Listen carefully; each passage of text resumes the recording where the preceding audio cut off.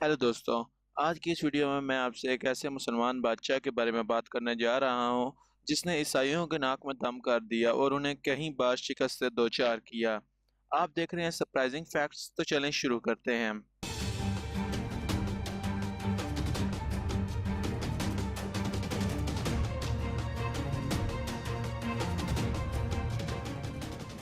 दोस्तों, इस बादशाह का नाम था सलाहुद्दीन अयूबी। 12वीं सदी ईस्वी के आखिर में यूरोप के बाज़ पादरियों ने सुलेबी जंगों की बुनियाद रखी और बेशुमार यूरोपीय ईसाइयों के लश्कर शाम व फ़लस्तीन में भेजे ताकि फ़लस्तीन और आसपास के इलाके मुसलमान से छीन लिए जाएं और बैतुल मुक़द्दस पर कब्ज़ा कर लिया जाए। इन जंगों में सलाहुद्दीन अयूबी बहुत बहादुरी से लड़ा और 90 बरस के बाद फ़लस्तीन दोबारा ईसाइयों से वापस ले लिया। दोस्तों, सलाहुद्दीन अयूबी का असल नाम यूसुफ था। इसका बाप नजमुद्दीन अयूब मोसल के अमीर अमादुद्दीन जंगी के पास मुलाजम था। 1138 में यह बच्चा पैदा हुआ जो कि आगे जाकर सलाहुद्दीन अयूबी के नाम से मशहूर हुआ।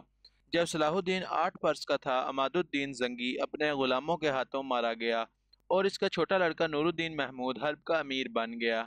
नजमुद्दीन और इसका भाई शेर को इसके हामी थे। चुनांचे जब उन्होंने दमशक फतह किया तो नूरुद्दीन महमूद शाम का बादशाह बन गया। सलाहुद्दीन के लड़कपन का ज्यादा जमाना दमशक में गुजरा। फातमी खिलाफत के खात्मे पर खलीफा बगदाद ने सलाहुद्दीन को मिस्र का सुल्तान बना दिया। इस जमाने में तीसरी सलेबी जंग के लिए यूरोप से फौजें आने लगीं। सलाहुद्दीन ने कई जंगों में उनको शिकस्तें दी और दो अढ़ाई बरस के बाद 20 सितंबर 1187 को बैतुल मुकद्दस के सामने पहुंच गया।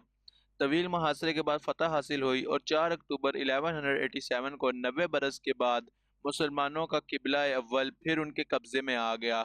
सलाहुद्दीन अयूबी पहला मुसलमान बादशाह था जिससे यूरोप के ईसाइयों को सबका पड़ा।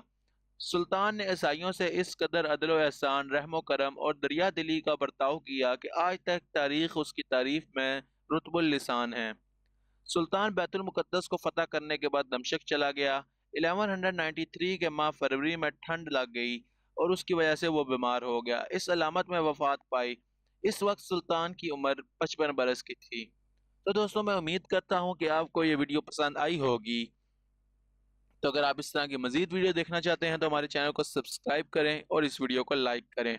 Thanks for watching.